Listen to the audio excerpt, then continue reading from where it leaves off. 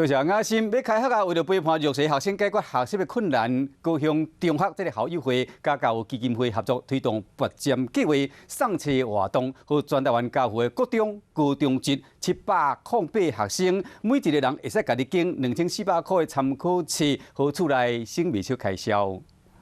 乡中校友会和家父基金会做伙伫开学进前，送予708位学生，一个人2400来买参考册。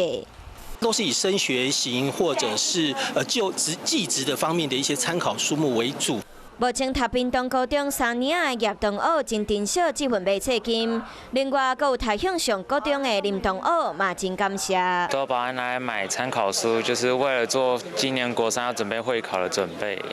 那要买齐所有的参考书，对我们家来说是一个很大的负担，所以其实我很感谢，就是雄中校友会有这样子的一个机会。 家父辅助家庭当中有7成3的经济弱势家庭收入无25000，真感谢有乡中校友会教育基金陪伴家父的囡仔做伙成长。